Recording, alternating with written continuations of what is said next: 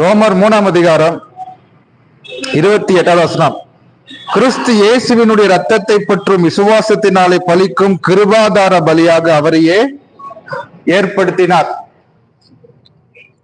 கிறிஸ்து இயேசுவினுடைய இரத்தத்தை பற்றும் விசுவாசத்தினாலே கிருபாதார பலியாக அவரையே ஏற்படுத்தினார். நம்முடைய நம்பிக்கை இயேசுவினுடைய இரத்தமாக இருக்க வேண்டும். நம்முடைய விசுவாசம் இயேசுவினுடைய இரத்தமாக இருக்க வேண்டும்.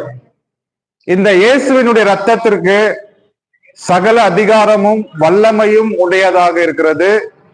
இந்த இயேசுவினுடைய இரத்தம் விலையேற பெற்றதாக இருக்கிறது.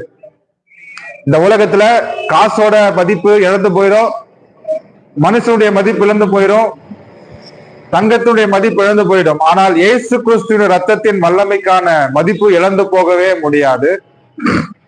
இந்த இயேசுவினுடைய இரத்தம் விலை உயர்ந்ததாக இருக்கிறது. இந்த இயேசுவினுடைய இரத்தத்திலே பாவத்தை மன்னிக்கிற வல்லமை இருக்கிறது, பாவத்தை மேற்கொள்ளுகிற வல்லமை இருக்கு, பிசாசை மேற்கொள்ளுகிற வல்லமை இருக்குது, வியாதியை சுகமாக்குற வல்லமை இருக்குது. இந்த இயேசுவினுடைய ரத்தம் சிந்தப்படாவிட்டால், இயேசுடைய ரத்தம் இந்த உலகத்திலே சிந்தப்படாமல் இருந்திருந்தால் மனுஷன் பாவத்திலே அடிமையாக இருந்திருப்பான், மனுஷன் வீணா போயிருப்பான், பாதாளத்தின் வாசல்கள் அவனை மேற்கொண்டிருக்கும், அவன் மரணத்துக்குள்ளாகன ஒரு மனுஷனாய் மாறி போயிருப்பான். எலும்பு சம்பளம் நம்மளை பாதுகாக்காது, தேங்காயை உடைக்கிறதுனால நம்ம பாவங்கள் போகாது, பூசணிக்காயை உடைக்கிறதுனால நம்மளுடைய பாவங்கள் போகாது. எலும்பு சம்பளம் ஜூஸ் போட்டு குடிக்கிறதுக்கு தான் பயன்படுமே தவிர நம்மளை பாதுகாக்கிறதுக்கு பயன்படாது. தேங்காய் குழம்பு வைக்கிறதுக்கு பயன்படுமே தவிர நம்ம பாவத்தை போக்க முடியாது. பூசணிக்காய் நம்மளுக்கு நல்ல சுவையான சாம்பாரை கொடுக்க முடியுமே தவிர நம்முடைய பாவங்களை போக்க முடியாது. அப்போ இன்னைக்கு நீங்கள் வேற நம்பிக்கையுடையவர்களா இருந்தீங்கன்னா, இயேசுவோட ரத்தத்தை நம்பாமல் உங்களுடைய பாவ அறிக்கை குறித்தும் உங்களுடைய ஜெபத்தை குறித்தும் உங்களுடைய நற்கிரிகளை குறித்து அதன் மேல நீங்க நம்பிக்கையில உள்ளவர்களாக நீங்கள் இருந்தீர்கள் என்று சொன்னால், நிச்சயமா நீங்கள் இயேசு கல்வாரி சிலுவையில செய்த கிரியைகளை நீங்கள் இன்றும் விசுவாசிக்கவில்லை. இயேசுடைய ரத்தத்தை நீங்கள் விசுவாசிக்கிறீர்கள் என்றால், இயேசுடைய ரத்தத்தை நீங்கள் நம்புகிறீர்கள் என்று சொன்னால், கல்வாரி சிலுவையிலே அவர் செய்த கிரியைகளை நீங்கள் நம்புகிறீர்கள், அவர் செய்து முடித்த காரியத்தை நீங்கள் விசுவாசிக்கிறீர்கள் என்ற அர்த்தம். ஆனா நான் பாவ அறிக்கை பண்ணிட்டேன், ஆண்டு என் பாவத்தை மன்னிச்சுட்டாருங்கிற நம்பிக்கையில இருந்தீங்கன்னா, நான் ஜெபம் பண்ணிட்டேன் அதனால ஆண்டு எனக்கு பதில கொடுப்பாரு என்கிற நம்பிக்கையில நீங்க இருந்தீங்கன்னா, நிச்சயமா நீங்க கல்வாரி சிலுவையில இயேசு கிறிஸ்து செய்த காரியத்தின் மேல நீங்க நம்பிக்கை இல்லை, உங்களுடைய கிரிகளின் மேலதான் நம்பிக்கை உள்ளவர்களாக நீங்கள் இருக்கிறீர்கள். அப்போ இயேசுவோட ரத்தம் என்ன பண்ணுச்சுங்கிறத நம்ம அறிஞ்சு கொண்டாதான் இந்த உலகத்துல வெற்றியுள்ள வாழ்க்கை வாழ முடியும். இந்த படிக்காத ஆளுங்கெல்லாம் பாத்தீங்கன்னு வச்சுக்கோங்களேன், ஏதாவது தலைவலி வந்துருச்சுன்னா, வியாதி வந்துருச்சுன்னா ஜெபம் பண்ண தெரியாது. இன்னைக்கு நிறைய பேருக்கு படிச்சாளர்களுக்கே ஜெபம் பண்ண தெரிய மாட்டேங்குது. ஆனா ஒன்னே ஒன்று மட்டும் தெரியும், இயேசுவினுடைய ரத்தம் ஜெயம் அப்படின்னு சொல்ல தெரியும். ஒரு பாட்டிக்கு உடம்பு சரியில்லாம போயிடுச்சு, போன் பண்ணாங்க, இந்த மாதிரி உடம்பு சரியில்லை அப்படின்னு சொல்லி ஜெபம் பண்றது கால் பண்ணாங்க. நான் ஜெபம் பண்ணி விட்டுட்டேன். நைட்டு ஃபுல்லா பாத்தீங்கன்னா அந்த அம்மாவுக்கு வயிற்று வலி, பலவீனம், காய்ச்சல், பயங்கரமான உடம்பு வியாதி இருந்துச்சு. நைட் என்ன பண்ணிருக்காங்க, இயேசுவோட ரத்தம் ஜெயம், இயேசுவோட ரத்தம் ஜெயம், இயேசுவோட ரத்தம் ஜெயம் சொல்லிட்டே படுத்துட்டு இருக்காங்க பாருங்க. உடனே வியாதியெல்லாம் சுகமாகி நல்லா தூக்கம் வந்துருச்சு, நல்லா தூங்கி காலையில எந்திரிச்சிட்டாங்க. அப்போ இயேசுவோட ரத்தம் ஜெயம் அப்படிங்கிறது ஒரு மந்திரம் அல்ல, அதுதான் சத்தியம். சரி, ஹல்லேலூயா. இயேசுடைய ரத்தம் ஜெயம். இயேசுடைய ரத்தம் எதுல ஜெயம் எடுத்திருக்கிறது? எல்லாத்து மேலேயும் ஜெயம் எடுத்திருக்கிறது. பாவத்தின் மேலேயும் இயேசுவோட ரத்தம் ஜெயம் எடுத்திருக்கிறது, சாபத்தின் மேலேயும் இயேசுவோட ரத்தம் ஜெயம் எடுத்திருக்கிறது, நம்முடைய வறுமையின் மேலேயும் இயேசுவோட ரத்தம் ஜெயம் எடுத்திருக்கிறது.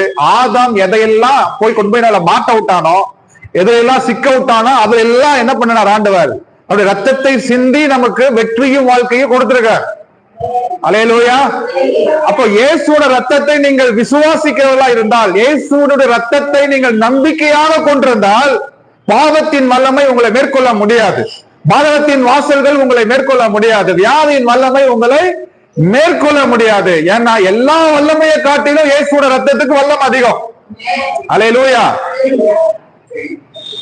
இப்போ பாகிஸ்தான்கார அணு ஆயுதத்தை விடுறான்னு வைங்களேன், இப்ப நம்ம கத்தியும் கடப்பறையை எடுத்துக்கிட்டு சண்டைக்கு போற மாதிரி நம்ம போனோம்னா கண்டிப்பா நம்ம க்ளோஸ் ஆயிடுவோம்.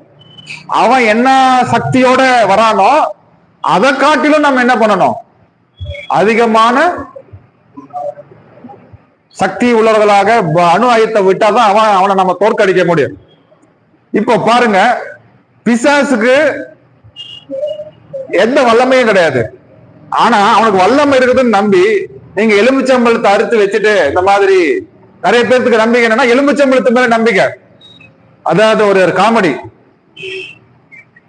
4 சக்கரத்துல ஓடாத லாரி, என்ஜின்ல ஓடாத லாரி எலுமிச்சம்பழத்துல ஓடும் அப்படின்னு சொல்லிட்டு என்ன பண்றாங்க, எலுமிச்சம்பழத்தை கொண்டு போய் எங்கேயாவது ஃபங்க்ஷனுக்கு போகும்போது, கல்யாணத்துக்கு போகும்போது, ஏதாவது நல்ல காரியத்துக்கு போனா அந்த எலுமிச்சம்பழம் தான் அவங்களுக்கு கடையில என்ன பண்ணிடுறாங்கன்னா எலுமிச்சம்பழத்தை சொறி விட்டுறான். அது அந்த எலுமிச்சம்பழத்தை மிதிச்சிருச்சுன்னா நமக்கு பாதுகாப்பு வந்துடும் அப்படின்னு நினைக்கிறாங்க. அப்படி அந்த மாதிரி பாதுகாப்பு வரும், எலுமிச்சம்பழத்தினால பாதுகாப்பு வரும் அப்படின்னு நீங்க நம்பினீங்க அப்படின்னா இந்த உலகத்துல ஆக்சிடென்டே ஆகக்கூடாது. ஏன்னா எல்லா வண்டியிலும் என்ன பண்றான், காலங்காத்தால ஒரு நாள் சர்ச்சில் எனக்கு கார் வேலை செய்யலன்னு சர்ச்சுக்கு வர்றதுக்கு பஸ்ல வரேன். காலைல 4:30 மணிக்கு பஸ் ஏறினேன். கொண்டு வந்து இந்த காளியா கோயில் ஆர்எஸ்ல இருக்கிற நிறுத்திட்டான், 1/2 மணி நேரமா நிறுத்திட்டான்.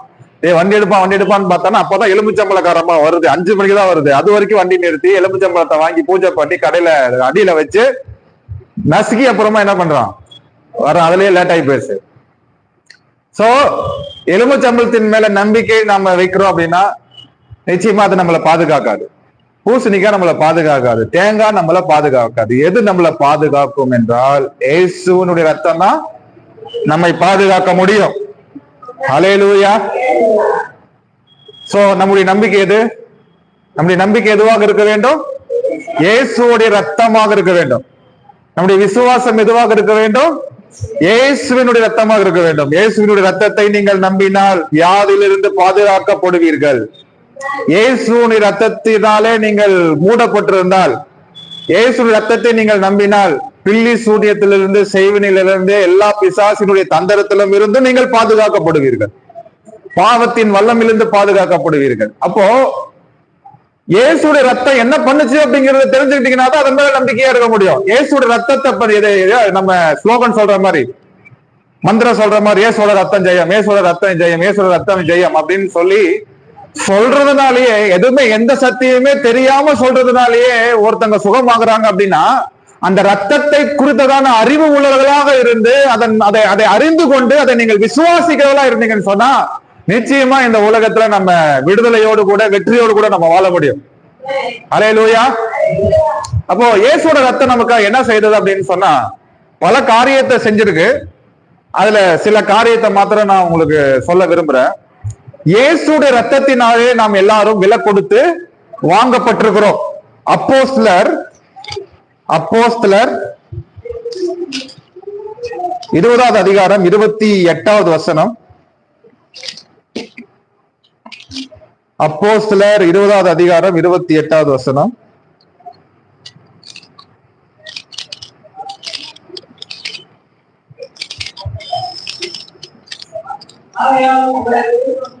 ஆகையால் உங்களை குறித்தும்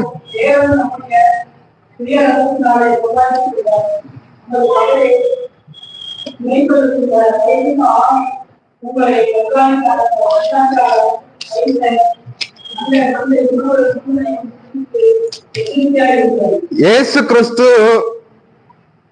உங்களை என்னை சம்பாதித்திருக்கிறார். எதை கொடுத்து சம்பாதிச்சிருக்காரு? ரத்தத்தினாலே நம்மளை சம்பாதிச்சிருக்கார். ஹல்லேலூயா. இயேசு தன்னுடைய சொந்த ரத்தத்தினாலே, ஆட்டினுடைய ரத்தத்தினால் அல்ல, மாட்டினுடைய ரத்தத்தினால் அல்ல, விலங்குகளினுடைய ரத்தத்தினால் அல்ல, தன்னுடைய சொந்த ரத்தத்தை சிந்தி, தன்னுடைய சொந்த ரத்தத்தை கொடுத்து அதை செலுத்தி சம்பாதித்து என்ன பண்ணிருக்காரு? நம்மள வாங்கி இருக்கிறார். 1 கொரிந்தியர் 6வது அதிகாரம் 20வது வசனம். கிரயத்திற்கு கொல்லப்பட்டீர்களே, ஆகையால் தேவனுக்கு உடையவர்களாகிய உங்கள் சரீரத்தினாலும் உங்கள் ஆவியினாலும் தேவனை மகிமைப்படுத்துங்கள். நீங்களும் நானும் விலை கொடுத்து வாங்கப்பட்டிருக்கிறோம். Christ purchased us from all evil things. இயேசு கிறிஸ்து நம்ம எல்லா பிரச்சனையிலிருந்து, எல்லா வியாதியிலிருந்து, எல்லா பாவத்திலிருந்து நம்மளை விலை கொடுத்து வாங்கி இருக்கிறார். சரி, இப்போ யாருக்கிட்ட விலை கொடுத்து வாங்கி இருக்கிறாரு? யார் நம்மளை வச்சிருந்தா? கவுண்டமணி கேக்குற மாதிரி, செந்தில் கேக்குற மாதிரி, இந்த சொப்பன சுந்தரிய இப்ப நீங்க வச்சிருக்கிறீங்க. இந்த சொப்பன சுந்தரிய இதுக்கு முன்னாடி யாரு வச்சிருந்தா? சொப்பன சுந்தரி வச்சிருந்தா. அப்புறம் சொப்பன சுந்தரி யாரு வச்சிருந்தாங்கிற மாதிரி உங்களை என்னையும் யாரு வச்சிருந்தா, யாரு நம்மளை வித்தா, யாரு நம்மளை யாருக்கிட்ட இருந்து இயேசு கிறிஸ்து வாங்கியிருப்பாரு? இப்ப பாருங்க, தேவனே நம்மளை வித்திருந்தாருன்னு வைங்களேன், அவரே அவர்கிட்ட இயேசு கிறிஸ்து தேவனிடத்துல விலை கொடுத்து வாங்கியிருப்பாரு என்று சொன்னால், அவரே நம்மளை பாவத்துல மாட்டி விட்டுட்டு அவரே நம்மளை விடுதலையாக்குற மாதிரி ஆகி போயிடும். நம்ம வீட்டை கொளுத்தி பத்த வச்சுட்டு நாமளே அணைக்கிற மாதிரி ஆயிரும். யாரு நம்மளை வித்தா? யாரு நம்மளை வச்சிருந்தா? யாரு நம்மளை வித்திருப்பா? யாருக்கிட்ட ஆண்டவர் விலை கொடுத்து வாங்கியிருப்பாரு? ஒன்னா ஆண்டர் கிடைப்பாரு, இல்லைன்னா பிசாசு கிடைப்பான். வேற யாரும் என்ன பண்ண மாட்டாங்க, கிடைக்க மாட்டாங்க. நமக்கு தெரிஞ்சது என்னன்னா ஆண்டவர், பிசாசு, மத்ததெல்லாம் நமக்கு எதுவுமே தெரியாது. யாருக்கிட்ட இருந்து ஆண்டு விலை கொடுத்து வாங்கினாருன்னா, ரோமர் 7ஆம் அதிகாரம் 14வது வசனம். ரோமர் 7ஆம் அதிகாரம் 14வது வசனம். மேலும் நமக்கு தெரிந்திருக்கிறபடி நியாயப்பிரமாணம் ஆவிக்குரியதாய் இருக்கிறது, நானோ பாவத்திற்கு கீழாக விற்கப்பட்டு மாம்சத்துக்குரியவனாய் இருக்கிறேன். நாம எதற்கு கீழே விற்கப்பட்டோம்? பாவத்திற்கு கீழே விற்கப்பட்டோம். பாவம் நம் மேல அதிகாரத்தை செலுத்தி கொண்டிருந்தது. பாவம் நம்மளை ஆட்சி பண்ணி கொண்டிருந்துச்சு. அப்ப யார் நம்மளை வித்திருப்பா? ஆதாம் நம்மளை பாவத்திற்கு கீழாக வித்து போட்டான். ஏசா எப்படி தன்னுடைய பசிக்காக சேஷ்டபுத்திர பாகத்தை யாக்கோபு கிட்ட வித்து போட்டானோ, அது போல ஆதாம் தன்னுடைய இச்சைக்காக அந்த பழத்தை புரிஞ்சு சாப்பிட்டே ஆகணுங்கிற இச்சைக்காக நம்மள என்ன பண்ணிட்டான்?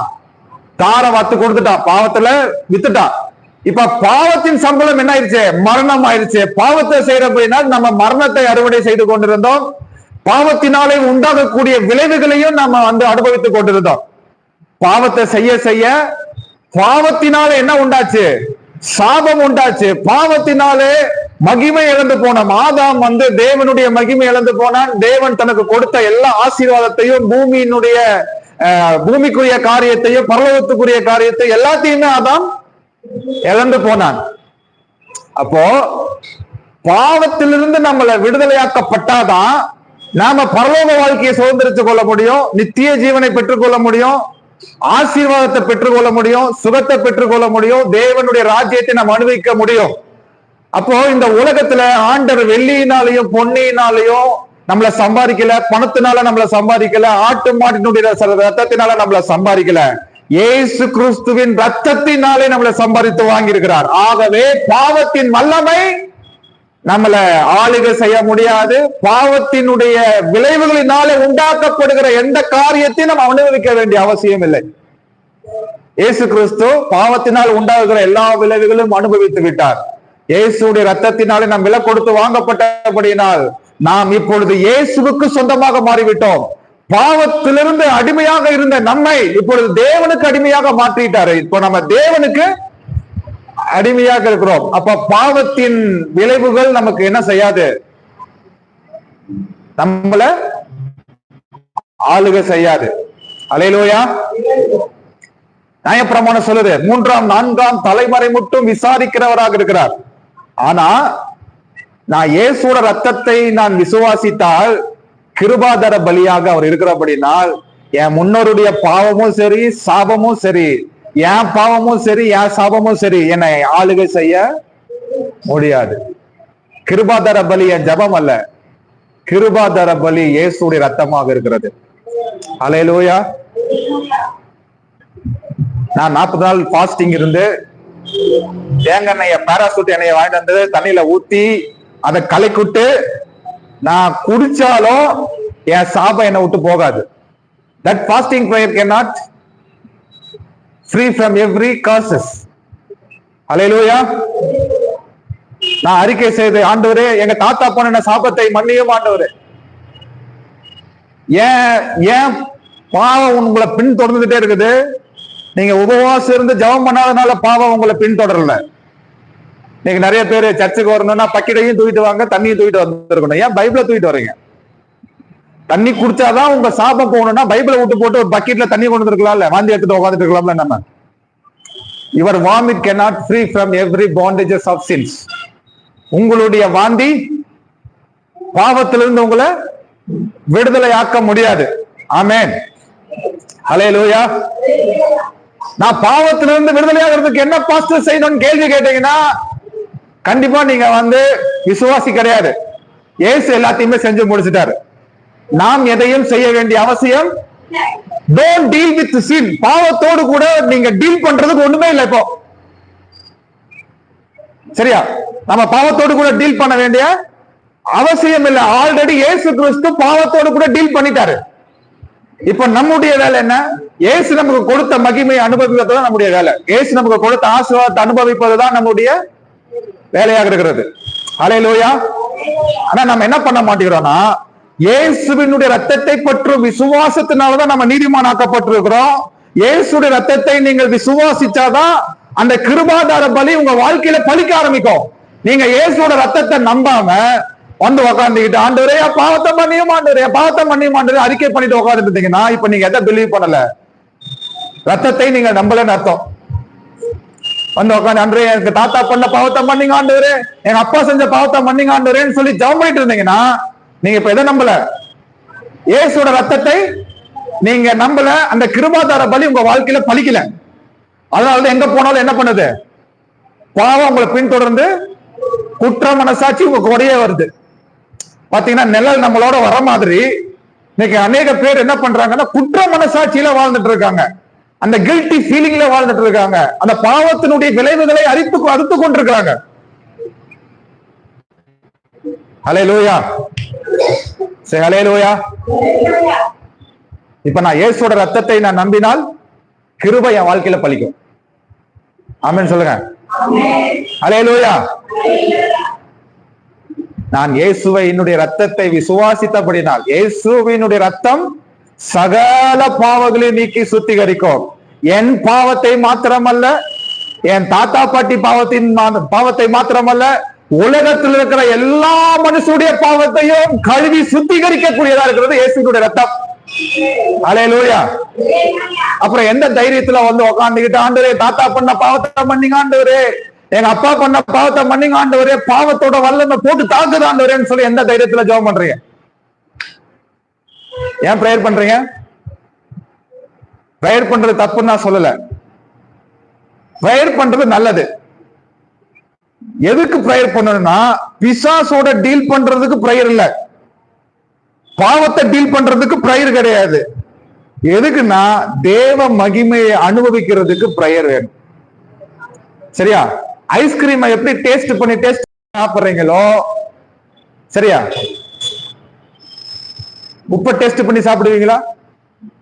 ஏன்னா கசக்கு அது நல்லா இருக்கு, அதனால அதை டேஸ்ட் வர முடியாது. ஆனா ஐஸ்கிரீம் கொடுத்து பாருங்க, ஒரு ஐஸ்கிரீம் என்ன 10 ஐஸ்கிரீம் உட்காந்து டேஸ்ட் பண்ணி அது ருசிச்சு சாப்பிட்டாதான் உடம்புக்குள்ள ஒட்டும். சாப்பாடு சாப்பிடும் போது டேஸ்ட் பண்ணி சாப்பிட்டாதான் உடம்புல ஒட்டும். அது மாதிரி பிரசன்ஸ் ஆஃப் காட்ல போய் உட்காந்தா தேவனுடைய பிரசனத்தை எப்படி ஐஸ்கிரீம் டேஸ்ட் பண்ணி சாப்பிடுறீங்களோ அது மாதிரி தேவனுடைய பிரசனத்தை டேஸ்ட் பண்ணி என்ன செய்யணும்? அனுபவிக்கணும். அதுதான் பிரேயர். ஹல்லேலூயா. தேவ பிரசனத்தை நீங்க அனுபவிக்க ஆரம்பிச்சிட்டீங்கன்னா நல்ல கைத்தட்டி பாருங்கன்னு சொல்ல வேண்டிய அவசியம் இல்ல. நீங்க அக்கப்பக்கத்துல வெடிக்கவும் பார்க்க மாட்டீங்க, முன்னாடியும் பார்க்க மாட்டீங்க. யார் என்ன பண்ணாலும் சரி, கர்த்தர் நல்லவர் என்பதை ருசிச்சு பார்த்துட்டீங்கன்னா உங்களை கண்ட்ரோல் பண்ண முடியாது. யாரு தடை பண்ணாலும் நீங்கள் தேவனுடைய பிரசனத்துல உட்காந்து ஜெபம் பண்ண ஆரம்பிப்பீங்க. ஹல்லேலூயா. ஆனா பிசாசு எப்படி கெடுத்து போறான் பாருங்க. தேவனுடைய பிரசனத்தை அனுபவிக்க முடியாத மாதிரி தேவ மகிமையினால நம்ம மூடப்படுகிறதுக்கு பிசாசு இடம் கொடுக்காம, சத்தியத்தை அறிகிற அறிவை அடையாம பிசாசுடைய மனதை என்ன பண்ணிட்டான்? கெடுத்து போட்டுட்டான். தட்ஸ் வை அதனாலதான் நம்ம என்ன பண்றோம்? விடிய ஜெபம் பண்றோம். நட்ராத்துல யாரு உங்களை எந்த ஜெபம் பண்ண சொன்ன? இயேசுநாதர் 1 மணிக்கு எந்த ஜெபம் பண்ணா உங்க பாவத்தின் வல்லமா போயிருன்னு சொல்லி சொன்னாரா? நான் சொல்றேன் பாருங்க, நடுராத்திரி 1 மணிக்கு எந்திரிச்சு பாவத்துக்காக ஜெபம் பண்ணிட்டு உட்காந்துன்னா பாவத்தோட வல்லமை உங்களை விட்டு போகாது. Your prayer cannot free from the bondages of sin. உங்களுடைய ஜெபம் பாவத்திலிருந்து விடுதலையை கொடுக்க முடியாது. இயேசுவினுடைய ரத்தம் மாத்திரமே நமக்கு பாவத்திலிருந்து விடுதலையை கொடுக்க முடியும். ஆமென். ஹல்லேலூயா. அப்போ பாருங்க, இயேசு கிறிஸ்து பாவத்திலிருந்து உங்களை விலை கொடுத்து வாங்கி இருக்கிறாருன்னா அப்ப என்ன அர்த்தம்? நீங்கள் தவறு செய்திருந்தாலும் அதனாலே உண்டாகுகிற விளைவுகளை நீங்கள் அனுபவிக்க வேண்டிய அவசியம் இல்லை. சாபத்தை அனுபவிக்க வேண்டிய அவசியம் இல்லை. இயேசுடைய கிறிஸ்துவ வாழ்க்கை எப்படி பார்க்கணும்னா, கல்வாரி சிலுவைக்கு முன்னாடின்னு பார்க்கணும், கல்வாரி சிலுவைக்கு பின்னாடின்னு பார்க்கணும். கல்வாரி சிலுவைக்கு முன்னாடி என்ன இருந்துச்சு? நியாயப்பிரமாணமும் கிருபையும் இருந்துச்சு. நியாயப்பிரமாணம் இருந்தாலும் கொஞ்சம் கிருபை வேலை செஞ்சது. அப்போ நியாயப்பிரமாணம் எதுதான் சொல்லுது? நீ அதை பண்ணினா சாபம் தான் சொல்லுது, இதை பண்ணா பாவம் தான் சொல்லுது. அப்போ அவன் எதுலதான் வாழ்ந்துட்டு இருந்தான்? சாபத்திலையும் பாவத்திலையும் தான் வாழ்ந்துட்டு இருந்தான். ஆனா கல்வாரி சிலுவைக்கு பின்னாடி ஆண்டவர் நமக்கு என்ன கொடுத்துட்டாரு? ஆசீர்வாதத்தை மாத்திரம்தான் கொடுத்திருக்காரு. நீதி என்கிற அந்த உணர்வு தான் கொடுத்திருக்கிறாரு. கிருபையை தான் தேவன் நமக்கு தந்திருக்கிறார். அப்போ கிறிஸ்தவ வாழ்க்கையில என்னன்னா, நான் ஆப்சண்ட் இல்லையா, ஏசு கிறிஸ்து வந்து என்னது? பிரசன்ட். நான் ஆப்சண்ட், கிறிஸ்து பிரசன்ட், அவ்வளவுதான். இதான் கிறிஸ்தவ வாழ்க்கை. சரி, ஹல்லேலூயா. ஏன் கிரியையே ஒண்ணுமே இருக்கக்கூடாது. பாவத்தை போக்குறதுக்கு என்னுடைய ஒர்க் ஒண்ணுமே இல்லை. என் வாழ்க்கையில் இருக்கக்கூடிய சாபத்துக்கு என்னுடைய வேலை ஒண்ணுமே இல்லை. எல்லாம் இயேசு கிறிஸ்து செய்து முடித்துட்டார். இப்ப ஏன் வேலைன்னா, இயேசுவோடைய ரத்தத்தை விசுவாசிப்பதுதான் என்னுடைய வேலை. ஹல்லேலூயா. அதை சரியா பண்ணுங்க. அதை சரியா பண்ணா இந்த உலகத்துல வெற்றியா வாழலாம். இயேசுவோட ரத்தம், சத்தமா சொல்லுங்க, இயேசுவோட ரத்தம். ஆமென். The blood of Jesus Christ is the victory. இயேசுவோட ரத்தத்தினாலே நாம் விலை கொடுத்து வாங்கப்பட்டிருக்கிறோம். இப்ப யாருக்கு சொந்தமாயிட்டீங்க? இப்போ தேவனுக்கு சொந்தமாய் மாறிவிட்டீர்கள். இப்ப பாவம் உங்களுக்கு இப்ப அடிமையா மாறிடுச்சு. Sin is slave under your feet. பிசாசு உங்களுக்கு எப்படி மாறிட்டான்? உங்களுக்கு அடிமையாக மாறிவிட்டான். பாவம் உங்களுக்கு அடிமையாக மாறிவிட்டது. அதனால பாவத்தினால ஆதாம் எதையெல்லாம் இழந்து போனானோ அதையெல்லாம் இயேசு கிறிஸ்து திரும்ப தம்முடைய சொந்த ரத்தத்தினாலே சம்பாதித்து உங்களுக்கும் எனக்கு கொடுத்துட்டார். ஆமென். இயேசு எதுக்கு வந்தார்? இழந்து போனதை தேடவும் ரட்சிக்கிறதுக்காகவே மனுஷகுமாரன் வந்தார்.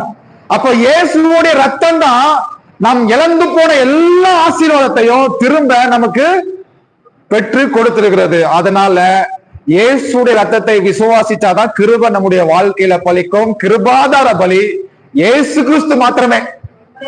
ஹல்லேலூயா. கிருபாதார பலி இயேசு மாத்திரமே. நம்முடைய காணிக்கையோ, நம்மளுடைய ஸ்தோத்திர பலியோ, நம்முடைய ஜெபமோ, நம்முடைய உபவாசமோ அவருக்கு உகந்த பலிகே இல்ல. பிளட் ஆஃப் ஜீசஸ் கிரைஸ்ட், இயேசுடைய ரத்தம் தான் நம்மள என்ன பண்ணிருக்கு? விலை கொடுத்து வாங்கியிருக்கு. ஹல்லேலூயா. இப்போ இன்னொரு வசனம்,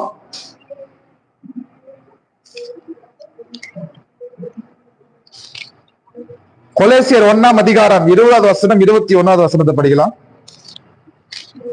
கொலேசியர் 1ஆம் அதிகாரம்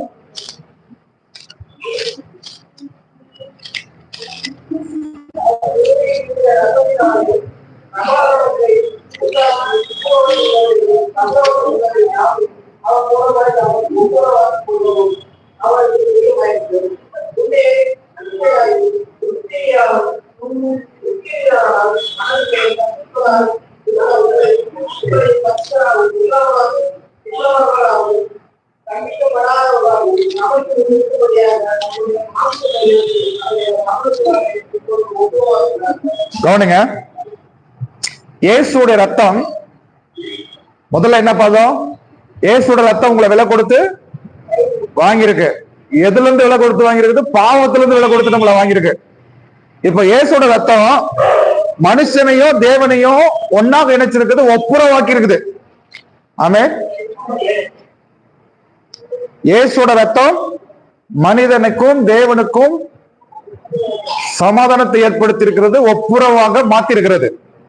சரியா? முதல்ல நம்ம எப்படி இருந்தோம்?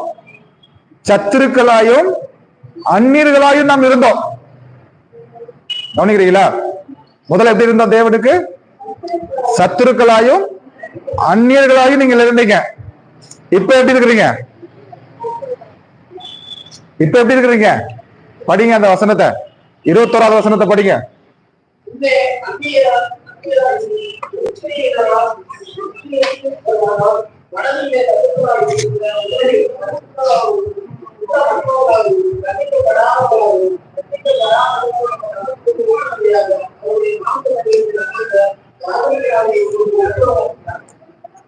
முதல்ல நீங்க அந்நியர்களாயும்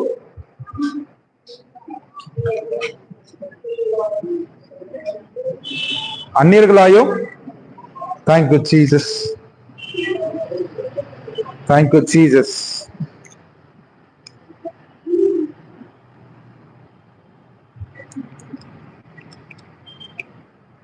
Thank you, Jesus.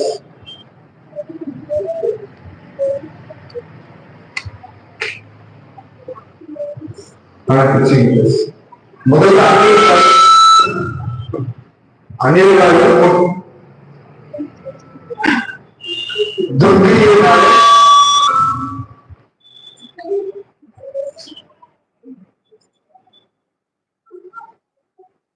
அந்நியர்களும் மனதில் சத்துருக்களாயும் இருந்தீங்க.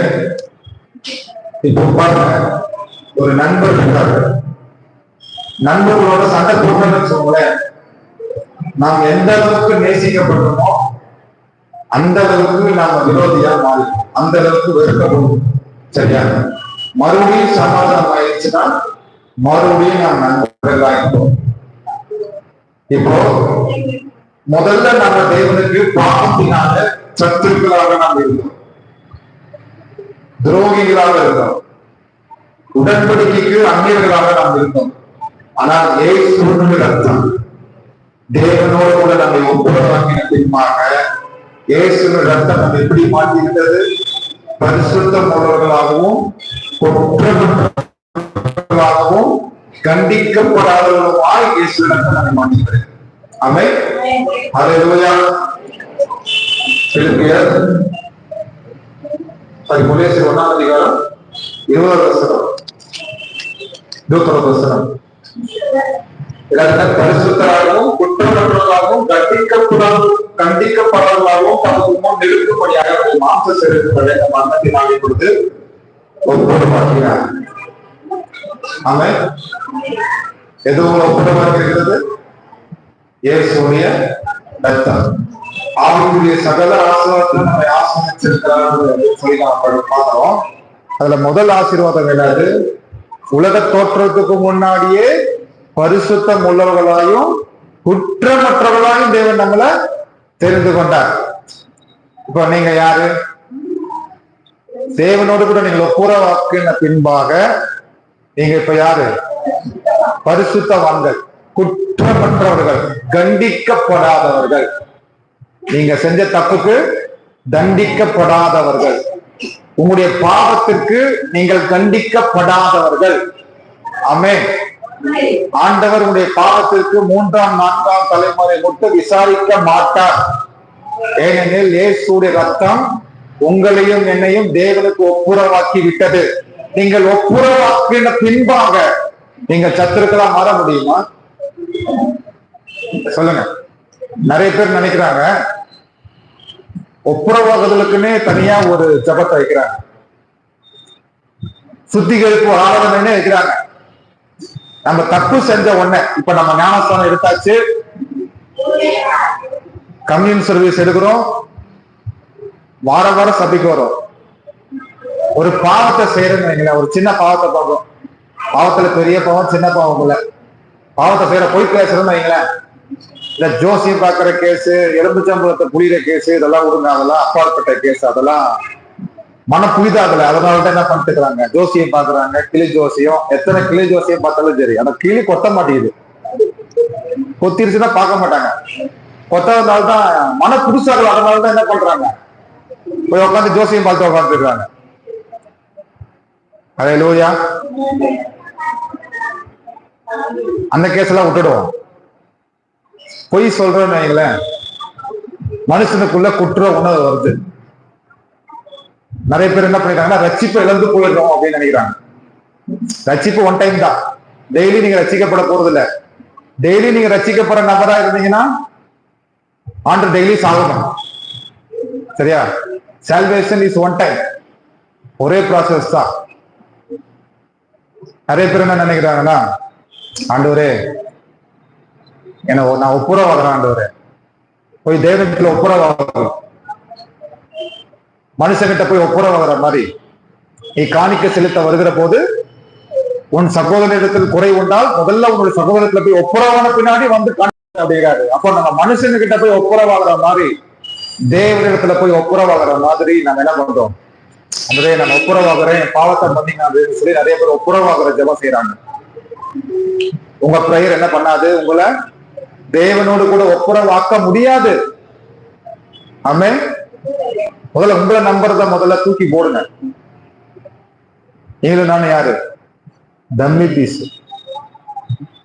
நம்ம யாரு? பில்டிங் ஸ்ட்ராங்கு, ஆனா பேஸ் வீக். சரியா? அல்லேலூயா. நீங்களும் ஒப்புரவாக முடியாது. எப்படி ஒப்புரவாவீங்க? இயேசுவோட ரத்தம் தான் உங்களை ஒப்புரவாக மாத்தி இருக்கிறது. அப்போ இயேசுடைய ரத்தத்தினாலே நான் என்ன செய்யப்பட்டிருக்கிறேன்? பரிசுத்தமாக்கப்பட்டிருக்கிறேன். இயேசுடைய ரத்தத்தினாலே குற்றமற்றவனா இருக்கிறேன். இயேசுடைய ரத்தத்தினாலே மாசற்றவனா இருக்கிறேன், தண்டிக்கப்படாதவனா இருக்கிறேன். அல்லேலூயா. அதான் ஆபிரகாம் கேட்கிறாரு, ஆண்டவரே 50 நீதிமான் இருந்தீங்கன்னா இந்த தேசத்தை தண்டிப்பீங்களா ஆண்டவரே?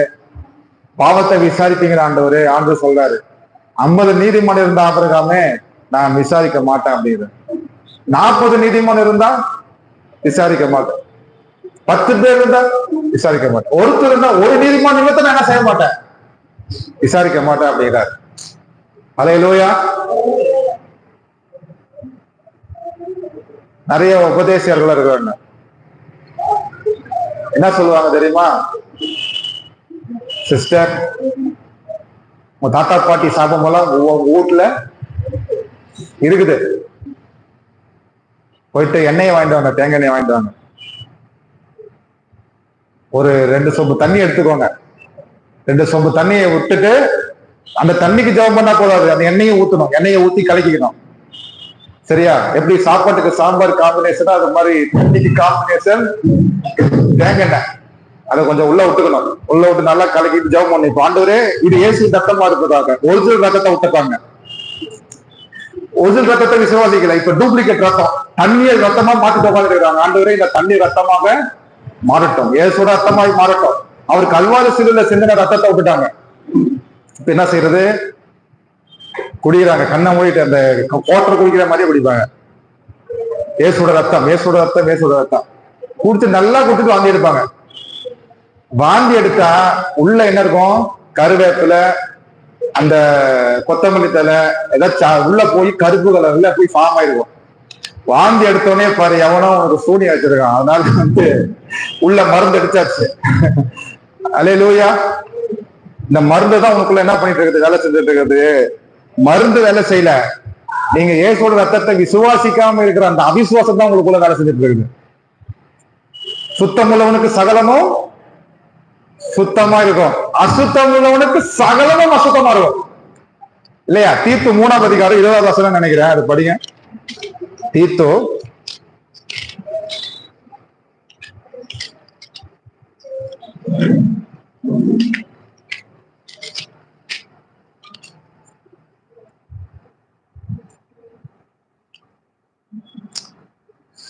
1 தீமோத்தேயுவா?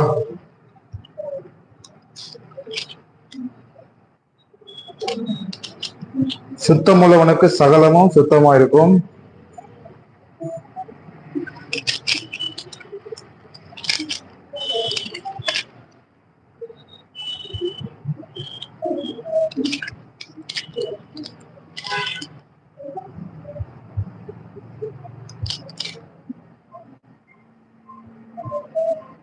இரண்டாம் அதிகாரம் 1ஆம் அதிகாரம்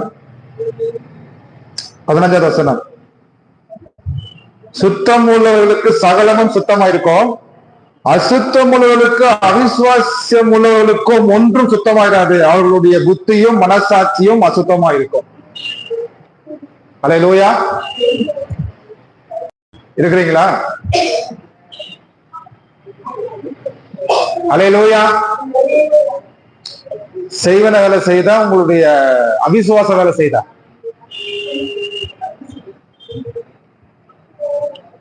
சொல்லுங்க,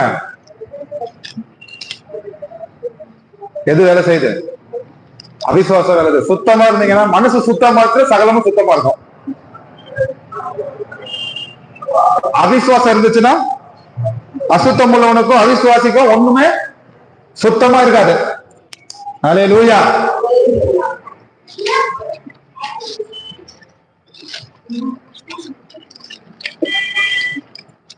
இருக்கிறீங்களா? விசுவாசிக்கிறீங்களா? ஆமென். விசுவாசிக்கிறீங்களா? இயேசு ரத்தத்தை நம்புறீங்களா? தண்ணி குடிப்பீங்க, இனிமே சாப்பிட்ட பிறகு தண்ணி குடிங்க, நல்லது. ஆனா வயிற்றை கிளீன் பண்றதுக்கு தண்ணியை குடிச்சிட்டு உட்காந்துருந்தீங்கன்னா ஒண்ணும் நடக்காது. சரியா? நான் சொல்றேன், எத்தனை தடவை வாங்கி எடுத்தாலும் சரி, உங்களை பிடிச்ச பிசாசு உங்களை விட்டு போகாது. அல்லேலூயா. ஏன்னா இயேசுவோட ரத்தம் தான் என்ன பண்ண முடியும்? உங்களுக்கு விடுதலைய கொடுக்க முடியும். இயேசுவோட ரத்தம் தான் நமக்கு ஒப்புரவாக்கி இருக்கிறாரு. அதனால நீங்க தனியா போய் உட்காந்து ஆண்டவரே நம்ம ஒப்புரவாகிறோம்னு சொல்லி நீங்க ஜெபம் அவசியம் இல்லை. இயேசுவோட ரத்தம் உங்களுக்கு ஒப்புரவாகிறத நமக்கு கொடுத்துருச்சு. ஓகேவா? ஆமென். நம்ம ஒப்புரவாயாச்சு. அப்புறம் இயேசுவோட ரத்தம் என்ன பண்ணுச்சு? நம்முடைய மனசாட்சிய கிளியர் பண்ணிருக்கு. வெளிப்பிரகாரமான பாவ கிரியைகளையும் பாவத்தை மாத்திரம் கிளியர் பண்ணல, உள்ள மனசாட்சி இருக்குது பாருங்க. இந்த மனசாட்சி என்ன பண்ணுது? நம்மள குற்றப்படுத்திக்கிட்டே இருக்குது. நம்ம சர்ச்சுக்கு வருவோம். நான் ரசிக்கப்பட்ட புதுசுல டிவி பார்க்க கூடாதுன்னு பாஸ்டர் சொல்லுவாரு. நம்மளால டிவி பார்க்காம இருக்க முடியாது. ஈவன் போஸ்டர் கூட பார்க்க கூடாது அப்படிப்பாங்க. அந்த காலத்துல நிறைய போஸ்ட் போட்டுருவாங்க. அப்படிதான் எனக்கு அந்த அறிவு இல்லை. நீ இச்சையா பார்க்க கூடாது அப்படிப்பாங்க. எனக்கு இச்சையா பார்க்கணும் என்னன்னு தெரியாது. அவங்க சொல்லியே வச்சிருக்கேன். சினிமா நடிகெல்லாம் பார்க்கற மாதிரி ஆயிடுச்சு. இச்சையா பார்க்க இச்சையா பார்க்க வச்சாங்க. போஸ்டர் பார்க்க கூடாது அப்படிப்பாங்க, டிவி பார்க்க கூடாது அப்படிப்பாங்க. அவங்க சொல்லியே ஆயிடுச்சுங்க. டிவி பார்க்கற எல்லாம் வந்துருச்சு. சர்ச்சுக்கு போனா பிசாசு சொல்றான், நேத்தானே நீ டிவி பார்த்த, இங்க நல்லவனாட்ட உட்காந்து ஜெபம் பண்ற. பிசாசு குற்றப்படுத்துறான். என் மனசாட்சி என்ன பண்ணுது? குற்றப்படுத்துது. 1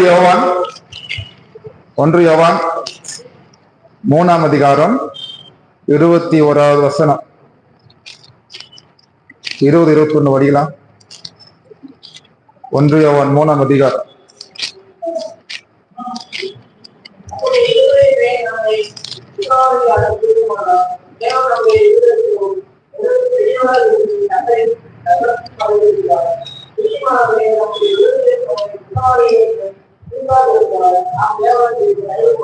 பாருங்க, இங்க நம்முடைய இருதயம் என்ன பண்ணுது? யாராவது சொல்ல முடியுமா? என்னுடைய இருதயம் குற்றப்படுத்ததே இல்லைங்க அப்படின்னு யாராவது சொல்ல முடியுமா? எல்லாருடைய இருதயமும் நம்மளை குற்றப்படுத்துது. சரியா? எபிரேயர் 9ஆம் அதிகாரம் 14வது வசனம். எபிரேயர் 9:14. நித்திய ஆவியினாலே நம்மை தாமே பழுதற்ற பலியாக தேவனுக்கு ஒப்பு கொடுத்த கிறிஸ்துவின் ரத்தம் ஜீவனுள்ள தேவனுக்கு ஊழிய செய்வதற்கு உங்கள் மனசாட்சியை செத்த கிரியைக்காக சுத்திகரிப்பது எவ்வளவு நிச்சயம். அல்லேலூயா. உங்களுடைய மனசாட்சியை இயேசுவின் ரத்தம் கிளியர் பண்ணி விட்டுருக்கு. செத்த கிரியை கலந்த, அது என்ன ப்ரொனன்சியேஷன் தமிழ்ல வர மாட்டேங்குது. தேவனுக்கு ஊழிய செய்வது உங்கள் மனசாட்சியை செத்த கிரியை கலந்த சுத்திகரிப்பது எவ்வளவு. செத்த கிரியை அர்த்தம் சொல்லுங்க. செத்த கிரியைகள் தான் அர்த்தம். குற்ற மனசாட்சிதான் குற்ற கிரியை. பைபிள் சொல்றது மனுஷனுடைய இருதயம் நித்தமும் கொலாடாது. பாவ சிந்தனை செத்த அதை செத்த கிரியை பண்ணல. செத்த அர்த்தம். குற்ற மனசாட்சி தான் செத்த கிரியை. இப்ப குற்ற மனசாட்சி இருந்துச்சுன்னா நீங்கள் தைரியம் கொண்டு தேவனிடத்துக்கு போக முடியாது. ஆமென். 1 படிக்கிறோம். 21ஆம் வசனத்துல, பிரியமானவர்களே, நம்முடைய இருதயம் நம்முடைய குற்றவாளிகளை தீர்க்காதிருந்தால் தேவனிடத்தில் தைரியம் கொண்டிருந்து அவருடைய கற்பனையை நாம் கை கொண்டு அவருக்கு முன்பாக பிரியமாக செய்தபடியால் நாம் வேண்டிக் கொள்வதோ அதை அவர்கள் பெற்றுக் கொள்கிறோம். குற்ற மனசாட்சி இருந்தால் நாம் தேவனிடத்துல தைரியமாக வர முடியாது. ஆகா ஏன் மருத்துவர்களில போய் ஒழுங்கிட்டான்? ஏன்னா குற்ற மனசாட்சி இருந்தது, அதனாலதான் அவன் மருத்துவர்களில போய் ஒழுங்கிட்டான். ஆனால் தேவன் தேடி வந்தார். அவன் பாவம் செய்திருந்த போதிலும் தேவன் அவனை தேடி வந்தார். ஆனால் ஆதாரம் தான் தன்னை போய் முடிச்சுட்டான். தேவனை நெருங்கி வர முடியல. ஒரு விதத்தை கேட்டேன், சர்ச்சுக்கு போற சர்ச்சுக்கு போறான்னு கேட்டா, நான் டிவி பார்த்தேன், அதனால என்ன பரிசுத்தமா கேட்டு அடுத்த வாரம் போக மாட்டேன். அடுத்தவங்க சர்ச்சுக்கு போறேன். ஏன் சர்ச்சுக்கு போறேன்? இல்ல நான் போன்ல நிறைய யூடியூப் வீடியோ தவறான பார்த்தேன், சர்ச்சுக்கு போறேன். அப்ப எப்ப அவர் பரிசுத்தமாக்கி கொண்டாலும் அவங்க சர்ச்சுக்கு போக மாட்டாங்க. சாதனைகளும் பரிசுத்தமாக மாட்டாங்க. அல்லேலூயா. உங்களை வீட்டுல என்ன பண்ண முடியாது, பரிசுத்தம் வாங்கிக் கொள்ள முடியாது.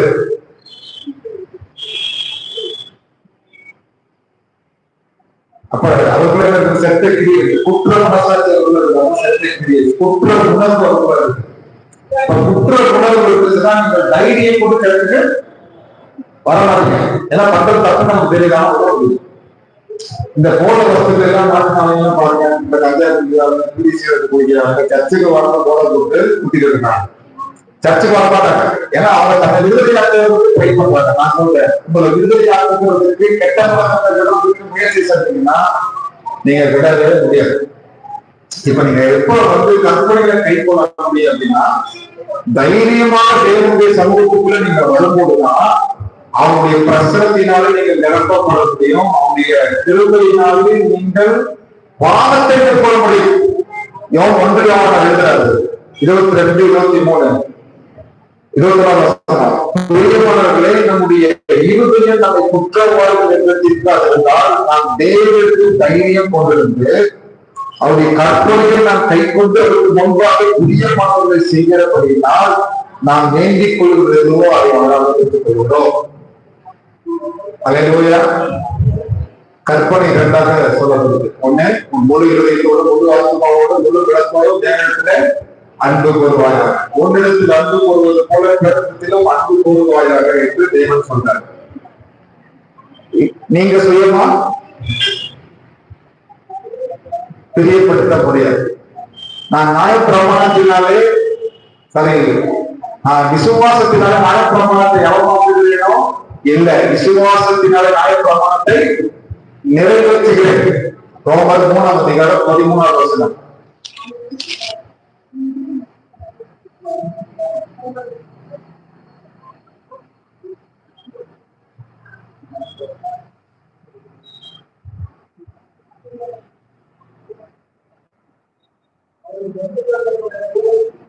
இல்ல விசுவாசத்தினாலே நியாயப்பிரமாணத்தை நான் நிறைவேற்றுகிறேன் ஒரு வசனம் இருக்குமே. ரோமர் 8:3 நினைக்கிறேன். ரோமர் 8:3.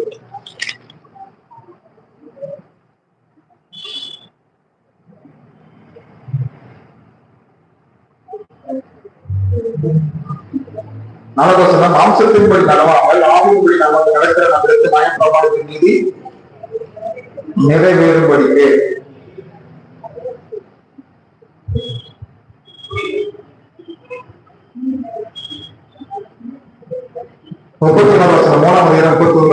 அப்படியானால் விசுவாசத்தினால் நியாயப்பிரமாணத்தை அவமாக்குகிறோமா? அப்படி அல்ல, நியாயப்பிரமாணத்தை நிலை நிறுத்துகிறோமே. அல்லேலூயா. இப்ப பரிசுத்தமா வாழ்வதுதான் தேவனுடைய சித்தம். நான் பரிசுத்தர் ஆகினால் நீங்கள் பரிசுத்தமா இருங்க. பரிசுத்த ஆத்மாவுக்குள்ளே தேவனை தொடர்பு கொள்ளுங்கள். இயேசு கிறிஸ்து என்ன பண்ணல, நீ பாவம் செஞ்சு கூட சொல்லிட்டு என்ன தப்புறான்னு பண்ணலாம் சொல்லி பேசப்படுறாங்க. கடவுளுடைய நோக்கம் என்ன? நம்ம பரிசுத்தமா வாழணும், அதான் கடவுளுடைய நோக்கம். அவன் அலையா பைபிள் பிரசங்களை நான் ஏக்கரெல்லாம் குறிப்பிட்டு சுத்திருக்கிறதா ஊழியர் நிறைய ஏக்கரெல்லாம் போய் பேசுறாரு. அலையா பொய் பேசுறத கண்டுபிடிச்சாடான்னு தெரிஞ்சாலும் நம்ம அந்த பொய்யை பேசுறாங்க. அலையா நம்ம தலையை சுத்திடும். அவன் பேசுற பொய்யை பார்த்தா நாம நிம்மதியா வாழ முடியாது. பொய்ய மாற்றம் நம்ம என்ன நிம்மதியா இருக்க. சரியா? அல்லேலூயா. அப்ப நான் என்ன செய்யணும்? பரிசுத்தமா வாழணும். ஆனா என்னால முடியாது. ஆமென். சுயமா முடியாது.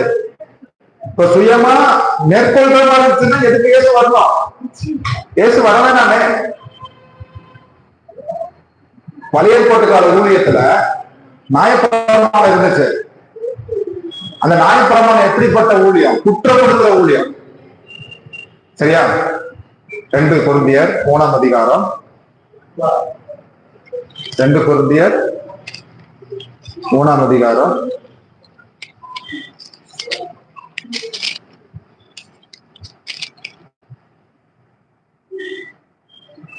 6ஆம் வசனம். புது உடன்படிக்கையின் ஊழியக்காரராக இருக்கும்படி அவரை எங்கள் தகுதியுள்ளவராக்கினார். அந்த உடன்படிக்கை எழுத்துக்குரியதாயிராமல் ஆவிக்குரியதா இருக்கிறது. எழுத்துக் கொள்ளுகிறது, ஆவியை உயிர்ப்பிக்கிறது. எழுத்தினால் எழுதப்பட்டு கற்களில் பதிந்திருந்த மரணத்துக்கு ஏதுவான ஊழியத்தை செய்த மோசேனுடைய முகத்திலே மகிழ் பிரகாசம் உண்டானபடியால் இஸ்ரவேல் புத்திரர் அவன் முகத்தை நோக்கி பார்க்க கூடாது இருந்தார்களே. ஒழுந்து போகிற மகிமை உடைய அந்த ஊழியம் அப்படிப்பட்ட மகிமை உள்ளதாக இருந்தால் ஆவிக்குரிய ஊழியம் எவ்வளவு அதிகமாய் மகிமை உள்ளதாக இருக்கும். ஆக்கினை தீர்ப்பு கொடுக்கும் ஊழியம் மகிமை உள்ளதாக இருந்தால் நீதியை கொடுக்கும் ஊழியம் அதிக மகிமை உள்ளதாக இருக்குமே. இப்படியாக மகிமைப்படுத்த அந்த ஊழியம் இந்த ஊழியத்திற்கு உண்டாஇருக்கிற சிறந்த மகிமைக்கு முன்பாக மகிமைப்பட்டதல்ல. அன்றையும் ஒழுந்து போவது மகிமை உள்ளதாக இருந்ததானால் நிலைத்திருப்பது அதிக மகிமை உள்ளதாக இருக்குமே. நாங்கள் இப்படிப்பட்ட நம்பிக்கை உடையவர்களாக இருந்தால் மிகவும் தாராளமாய் பேசுகிறோம். மேலும் ஒழுந்து போவதின் முடிவை இஸ்ரவேல் புத்திரர் நோக்கி படாதபடிக்கு மோசே தன் முகத்தின் மேல் முக்காடு போட்டுக் கொண்டது போல நாங்கள் போடுகிறது இல்லை. அவருடைய மனது கடினப்பட்டது. இந்நாள் வரைக்கும் பழைய ஏற்பாடு வாசிக்கப்படுகையில் அந்த முக்காடு நீங்காமல் இருக்கிறது. அது கிறிஸ்துவினால் நீக்கப்படுகிறது. மோசையின் ஆகமங்கள் வாசிக்கப்படும் போது இந்நாள் வரைக்கும் முக்காடு அவர்கள் இருதயத்தின் மேல் இருக்கிறது. அவர்கள் கர்த்தரிடத்தில் மனம் திரும்பும் போது அந்த முக்காடு எடுப்பட்டு போகும். கர்த்தருடைய ஆவியான கர்த்தருடைய ஆவி எங்கேயோ அங்கே விடுதலையும் உண்டு. கவனிங்க, புதிய ஏற்பாடு புதிய உடன்படிக்கையின் ஊழியக்காரர்களா நாம் இருக்கிறோம். மோசே மரணத்துக்கு ஏதுவான ஊழியத்தை செய்தார். அவர் ஜீவனை கொடுக்கிற ஊழியத்தை அவர் செய்யவில்லை. இயேசு சொல்றாரு, இதோ இதை வாங்கி புசிகள் என்று உங்களுக்காக குற்றப்பொருள் என்னுடைய அப்பமா இருக்கிறது. அவர் வந்தபடியாகவே பாத்திரத்தை எடுத்து இது வாங்கி புசிகள், இது அனைவருடைய பாவ மன்னிப்புக்கு என்று சிந்தப்படுகிற புதிய உடன்படிக்கைக்குரிய ரத்தமா இருக்கிறது. ரத்தம் எப்படிப்பட்ட ஒரு ரத்தம்? புதிய உடன்படிக்கையின் ரத்தம். புதிய உடன்படிக்கை என்ன பண்ணுச்சுன்னா, குற்றப்படுகிற ஊழியத்தை செய்ய நீ நீதிமான் ஆக்கப்பட்டிருக்கிறாய் என்ற ஜீவனை கொடுக்கிற ஊழியத்தை அது செய்திருக்கிறது. அல்லேலூயா. நீங்க தேவ சமூகத்துக்குள்ள நீங்க வரீங்கன்னா இயேசுடைய ரத்தம் ஏன் கேட்கல, உங்களை குற்றப்படுத்தாது. இயேசுடைய ரத்தம் உங்களுக்கு நீதிமான் என்று அறிவிக்கிறது. இயேசுடைய ரத்தம் நீங்கள் பரிசுத்தவான்கள் என்று அறிவிக்கிறது. இயேசுடைய ரத்தம் நீங்கள் தண்டிக்கப்படாது என்று அறிவிக்கிறது. சரியா? அல்லேலூயா. அப்போ குற்ற மனசாட்சியோடு கூட நான் என்ன பண்ண முடியாது, நான் தேவனுடைய பிரசனத்துக்குள்ள தைரியமா வர முடியாது. தைரியமா நீங்கள் தேவனுடைய பிரசனத்துக்குள்ள வரலன்னா நீங்க கற்பனைகளை கை கொள்ள முடியாது, பரிசுத்தமா வாழ முடியாது. எத்தனை சுத்திகரிப்பு ஜபத்தை நடத்தினாலும் சரி, மணிக்கிற 10 மணி நேரம் சர்ச்சில் உட்காந்து இருந்தாலும் சரி, சரியா, ஷாம்பு டவு ஷாம்பு வாங்கிட்டு வந்து ஹமாம் சோப்பு வாங்கிட்டு வந்து 24 மணி நேரம் உங்களை குளிப்பாட்டினாலும் சரி, நீங்க சுத்தமா இருக்க மாட்டீங்க. ஆய்வால நிமித்த முடியாது. அல்லேலூயா. ஆனால் நீங்கள் தைரியம் கொண்டு தப்பு செய்றீங்களா, ஒன்னும் பிரச்சனை இல்லை, தைரியமா சர்ச்சுக்கு வாங்க. இயேசு உங்களை மன்னிச்சுட்டாரு. ஆமென். அல்லேலூயா. கவனிக்கிறீங்களா? தண்ணி அடிக்கிறத கூட முடியலையா? தண்ணி அடிச்சுட்டாவது சர்ச்சுக்குள்ள வந்து உட்காரு, வராம இருக்காதீங்க. அல்லேலூயா.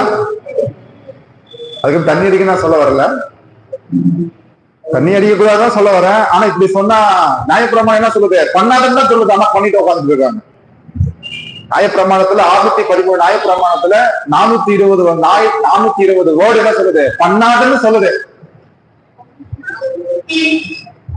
கொலை செய்யாதிருப்பாயாகன்னு சொல்லுச்சு, அப்பதான் கொலை செய்யறான். பொய் சொல்லாதிருப்பாயாகன்னு சொன்னா அப்பதான் பொய் சொல்றான். திருடாதிருப்பாயாகன்னா அப்பதான் சொல்றான். அல்லேலூயா. கூட்டி கழிச்சு பாத்தீங்கன்னா எல்லாத்தையும் பண்ணிட்டோம்.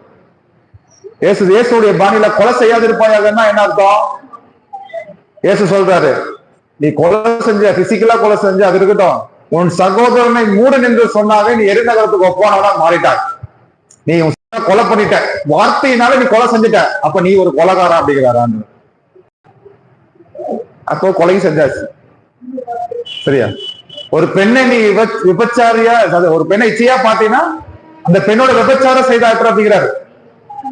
கிட்டத்தட்ட பாத்தீங்கன்னா எல்லா பிரமாணத்தையுமே நம்ம மீறியாச்சு. அல்லேலூயா. இப்ப நான் பரிசுத்தமாக்கப்படணுமே, பரிசுத்தமா நான் வாழணுமே. அப்ப எப்படி முடியும்? நான் தைரியமாக தேவ சமூகத்துக்குள்ள வருகிறதுக்கு இயேசுவினுடைய ரத்தம் என் குற்ற மனசாட்சி நீக்கி இருக்கிறது. அல்லேலூயா. Don't absent. தேவனுடைய பிரசன்னத்துக்கு ஆப்சென்ட் ஆகாதீங்க. தப்பு செஞ்சிருந்தாலும் பிரசன்ட் ஆயிருங்க. அல்லேலூயா. குளிச்சாதான் ஆத்துல குதிக்கணும் இல்ல, குளிச்சாலும் ஆத்துல போய் நீங்க குதிக்கலாம். சரியா? தப்பு பண்ணாதவங்க தான் சர்ச்சுக்கு வரணும் அப்படின்னா நான் முதல் கொண்டு நீங்க முதல் கொண்டு யாருமே சர்ச்சுக்கு வர முடியாது. அல்லேலூயா. யாரும் வர முடியாது. பிரசன்ஸ் ஆஃப் காடுக்கு வந்து யாரும் வர முடியாது. இப்ப நான் கற்பனைகளை கை கொள்றது கடவுளின் நோக்கம். நான் எப்ப கற்பனைகளை கை கொள்வேன்? இப்ப இயேசுடைய போதனை என்ன? 613 நியாயப்பிரமாணத்தை தூக்கி 2 பிரமாணமா மாத்துறாரு. உன் முழு இதயத்தோடு, முழு ஆத்மாவோடு, முழு சிந்தையோடு தேவத்தை தொழுது கொள்வாயாக. ஃபர்ஸ்ட் பிரமாணம். 2வது, உன்னிடத்தில் அன்பு கூறுவது போல பிறனிடத்திலும் அன்பு கூறுவாயாக. இப்ப கற்பனையில கை கொள்ளணும். எப்ப கை கொள்ள முடியும்? அவரு உங்களுக்குள்ள வந்தாதான் நீங்க பண்ண முடியும். அல்லேலூயா. பிலிப்பியர் 1ஆம் அதிகாரம் 5வது வசனத்துல, உங்களுக்குள் நற்கிரியை தொடங்கின இயேசு கிறிஸ்து ஒரு நாள் பரியந்த நம்மை நடத்தி செல்லுவார். பிலிப்பியர் 1:5.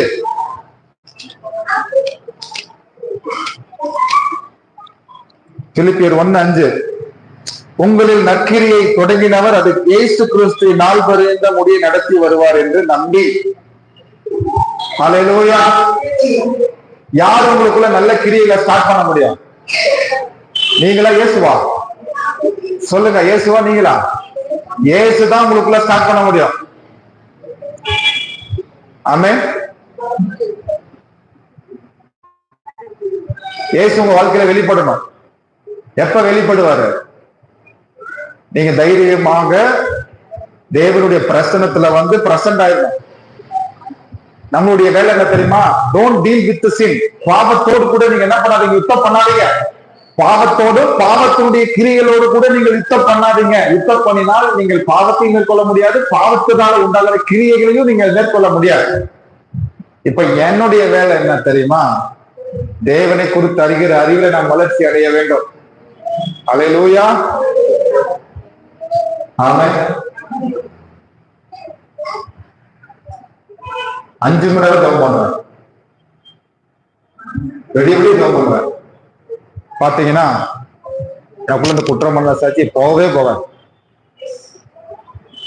ஒரு தப்பும் பண்ணிருக்க மாட்டான குற்றம் பண்ண சாட்சி இருக்கும்.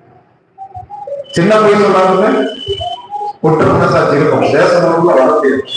ஆனா சத்தியத்தை அறிகிற அறிவுக்குள்ள வரும்போதுதான், ஓ ஆண்டவர் என்னுடைய மனசாட்சியை செத்த கீழே கழுவி என் குற்றத்தை நீக்கி இருக்கிறாரு, நான் தண்டிக்கப்படாததான் இருக்கிறேன், பரிசுத்தவானா இருக்கிற அறிவு வந்த பின்னாடிதான் நான் தேவ சமூகத்தையே அனுபவிக்க முடிஞ்சது. சரியா? சோ அப்போ நான் விசுவாசத்தினால நியாயப்பிரமாணத்தை உடைக்கிறேன்னா இல்ல, நியாயப்பிரமாணத்தை நான் நிறைவேற்றுகிறேன். I fulfill the law through faith. விசுவாசத்தினாலே நான் அதை நிறைவேற்றுகிறவனா இருக்கிறேன். ஆமென். அல்லேலூயா. அப்புறம் பிலிப்பியர் 1:10, நமக்குள் நீதியின் கனிகளை யாரு உண்டாக்குறா?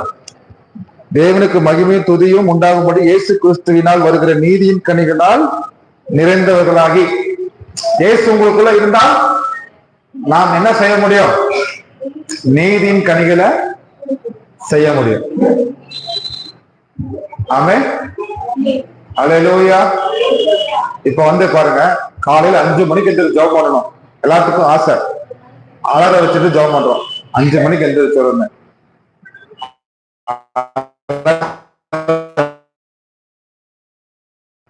நாலாவது 5வது நாள்ல சரியா? அல்லேலூயா. இப்ப தேவ முயற்சி என்ன தெரியுமா? நீங்க அலாரமே வைக்க வேண்டாம். நீங்க அலாரமே வைக்க வேண்டாம்.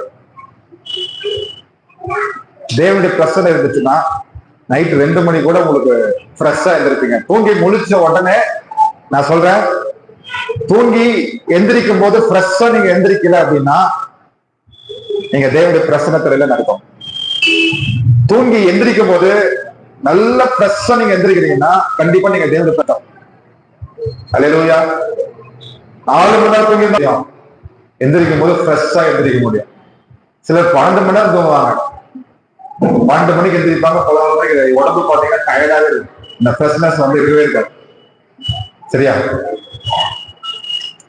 5 மணிக்கு எந்திரிச்சு ஜெபம் பண்ணுமா? தேவனுடைய பிரசனத்துல இருந்தீங்கன்னா 5 மணிக்கு எந்திரிக்கிறீங்க, 4 மணிக்கு எந்திரிச்சு ஜெபம் பண்ணுவீங்க. சிஸ்டர் ஜெபம் பண்ணீங்களா சிஸ்டர்? யார்ட்டையுமே கேட்க மாட்டேன். கேட்கறதால என்ன பிரயோஜனம்? 2 நாளைக்கு புஷ் பண்ண முடியும். ஸ்கூலுக்கு போக கூடாதுன்னு ஒருத்தன் முடிவு பண்ணிட்டான்னா என்னதான் முயற்சி பண்ணி ஸ்கூலுக்கு அனுப்பிச்சாலும் ஸ்கூல்ல போய் உட்கார மாட்டான். என்னதான் அடி அடிச்சாலும் உங்க அடிக்காத 2 நாள் போவான். 3வது நாள் பழைய கோடி கதா தடைகிற மாதிரி தெரிஞ்சிடுவான். சோ ஜபத்தை பண்ணக்கூடாதுன்னு இருக்கிற உங்களுக்கு ஜபம் பண்ணுங்கன்னு சொன்னாலும் நீங்க என்ன பண்ண போறது இல்ல, ஜபம் பண்ண போறது இல்ல. சரியா? அல்லேலூயா. அப்போ நான் தேவ பிரசனத்துக்குள்ள வரும் பொழுது தேவனுடைய கிருபையை பெற்றுக்கொள்கிறதுக்கு எப்படி வரணும்? பயந்து பயந்து நான் வரக்கூடாது, தைரியமா வரணும். எப்படி வரணும்? எபிரேயர் 4ஆம் அதிகாரம்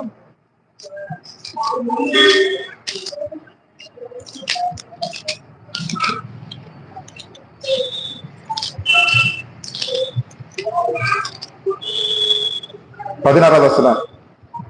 அதனால் நாம் இரக்கத்தை பெறவும் ஏற்ற சமயத்தில் சகாயம் செய்ய கிருபை அடையவும் தைரியமாய் கிருபாசனத்திலே சேர கடவோம். எப்படி வரணும்? எந்த தைரியத்துல வரணும்? இயேசு ரத்தத்தை பற்றும் நம்பிக்கையில தைரியமா வரணும். ஆமென். அல்லேலூயா. ஆண்டு நம்மளை ஏத்துக்குவாரா? ஆண்டு நம்முடைய பாவத்தை மன்னிச்சிருப்பாரா? ஆண்டு நம்ம சாபத்தை நீக்கிருப்பாரா? அந்த டவுட்ல வந்தீங்கன்னா உங்களுக்கு பிரசன்ஸ் ஆஃப் காடுக்கும் உங்களுக்கு சம்மந்தம் இல்லை. தேவனுடைய பிரசனத்தை அனுபவிக்க முடியாது. ஓகேவா? இப்ப இயேசுடைய ரத்தத்தை நீங்க நம்புறீங்க. இயேசுடைய ரத்தம் என்னை சகல பாவத்திலிருந்து நீக்கி சுத்திகரித்திருக்கிறது. இயேசு நமக்கு என்ன பண்ணிருக்காருன்னா நித்திய மீட்பை உண்டு பண்ணிருக்கிறார். அல்லேலூயா. இயேசு ரத்தம் என்ன மீட்பு உண்டு பண்ணிருக்கு? நித்திய மீட்பை உண்டு பண்ணிருக்குது. நித்தம் என்றால் என்ன? என்றென்றைக்கும். மீட்பு என்றால் என்ன? பாவ மன்னிப்பு. அப்ப என்றென்றைக்கும் இயேசுனுடைய பாவத்தை மன்னித்து விட்டார். எபிரேயர் 9:12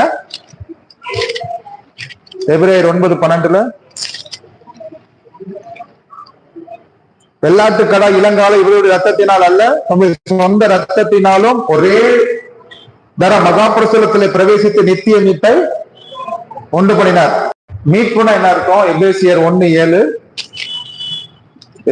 1:7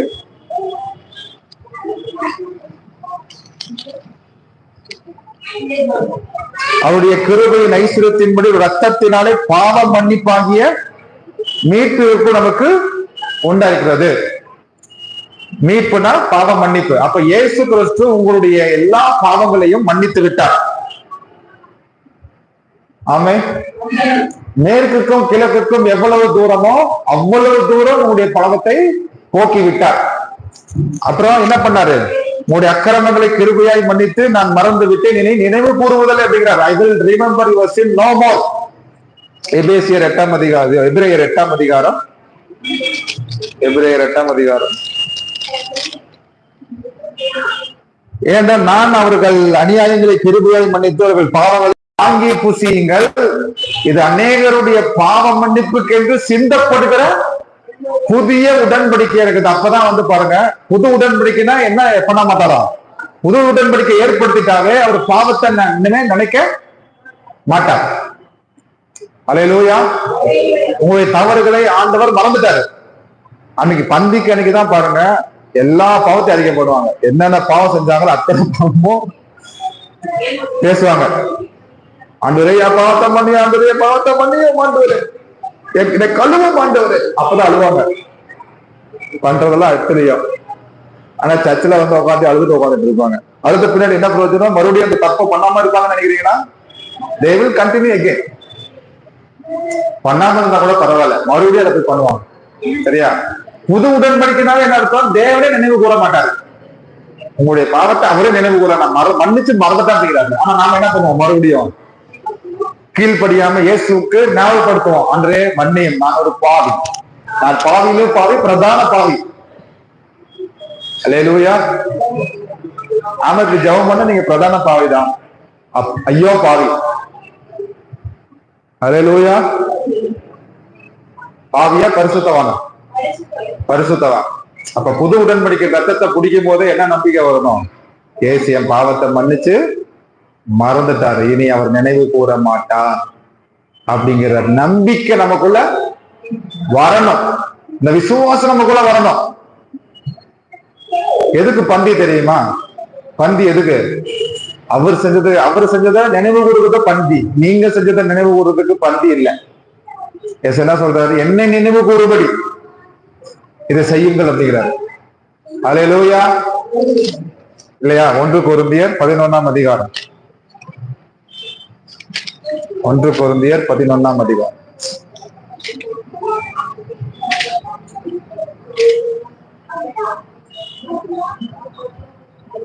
இருபத்தி 4 வசனம். ஸ்தோத்திரம் பண்ணி அதை பிட்டு நீங்கள் வாங்கி புசியுங்கள், இது உங்களுக்காக பிற்கப்படுகிற என்னுடைய சிரமா இருக்கிறது, என்னை நினைவு கூறுபடி இதை செய்யுங்கள் என்றார். அப்புறம் போஜன பண்பு அந்த அந்தபடியே பாத்திரத்தையும் எடுத்து, இந்த பாத்திர ரத்தத்தினாலாகிய புதிய உடன்படிக்கையா இருக்கிறது, நீங்கள் இதை பானம் பண்ண போதெல்லாம் என்னை நினைவு கூறுபடி இதை செய்யுங்கள் என்றார். 2 தடவை சொல்றாரு. அப்பத்தை எடுத்து சாப்பிடும் போது யார் நினைவு கூறணும்? சொல்லுங்க. இயேசு உங்களுக்கு செஞ்சதை நினைவு கூற வேண்டும். இயேசுவோட ரத்தத்தை, காற்று ரசத்தை எடுத்து குடிக்கும் போது என்ன நினைவு கூறணும்? இயேசு செஞ்சதை நினைவு கூற வேண்டும். அங்க போய் உக்காந்துக்கிட்டு அவர் செஞ்சதெல்லாம் விட்டுட்டாங்க, அவரை மறந்துட்டாங்க.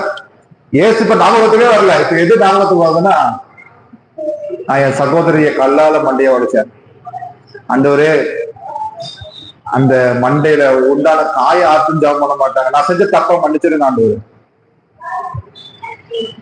நான் செஞ்ச தப்ப மன்னிச்சிருங்க ஆண்டவரு, நான் பொய் சொன்ன ஆண்டவரே மன்னிச்சிருங்க ஆண்டவரே, நான் ஒப்புரவாங்க ஆண்டவரு.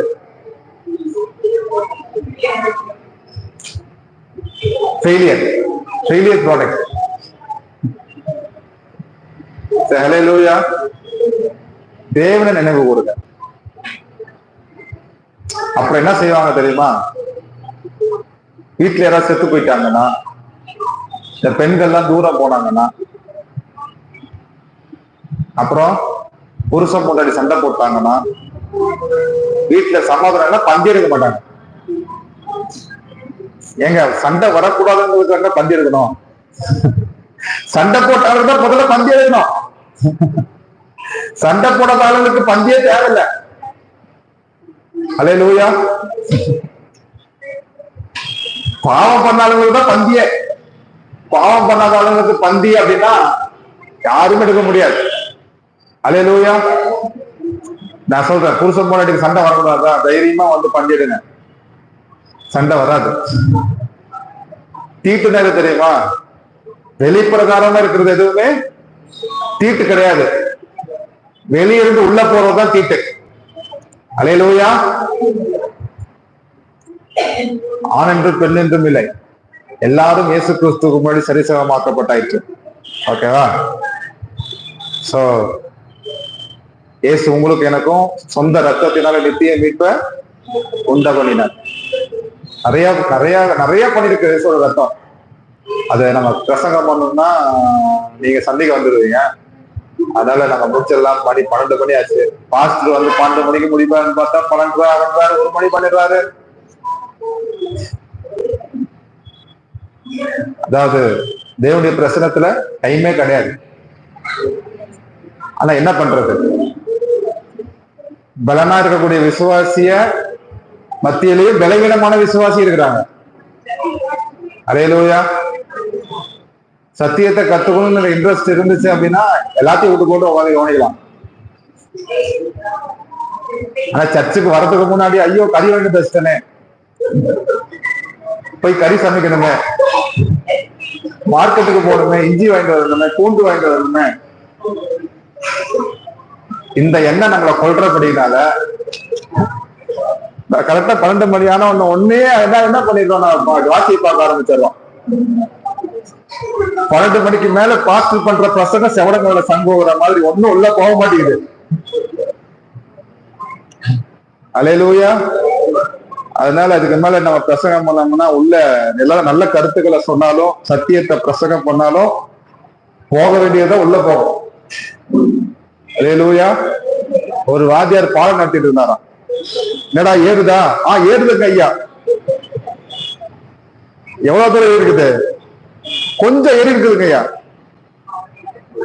இன்னும் 10 நிமிஷம் என்னையா ஏறுதா? ஏறுதுங்க. எவ்வளவு தூரம்? மேல ஏறிடுச்சுங்க ஐயா அப்படின்னா. என்னடா ஏறுதுன்னா பின்னாடி பள்ளி மேல ஏறுதுங்க ஐயா அப்படிங்கிற மாதிரி. சத்தியம் விளங்குதா? ஆமென். சத்தியம் விளங்குதா? அல்லேலூயா. ஆனா பாத்தீங்கன்னா ஒன்னும் உள்ள போயிருக்காது. சரியா? அதனால நிறைய காரியத்தை குறித்து நம்ம இயேசுவோட ரத்தத்தை குறித்து இருக்கு. திரும்ப நம்ம கடவுளுடைய சித்தமானால் நம்ம திரும்பவும் நம்ம இதை குறித்து பேசுவோம். நம்ம எழுந்து நிற்போம். நம்ம முடிச்சிடலாம்.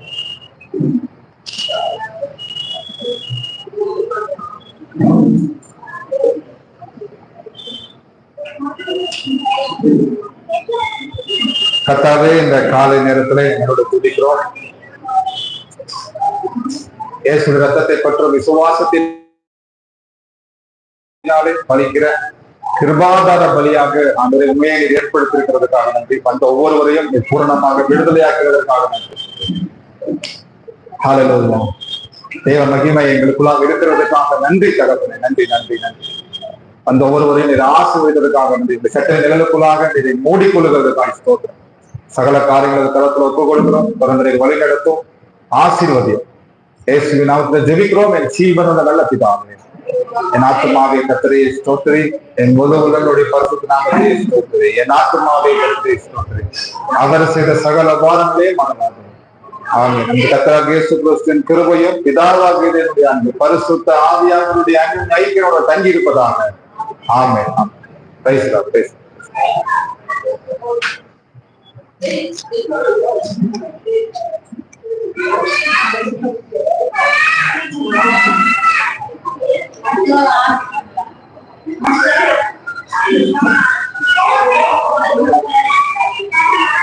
ஆறரை மணிக்கு 6:30.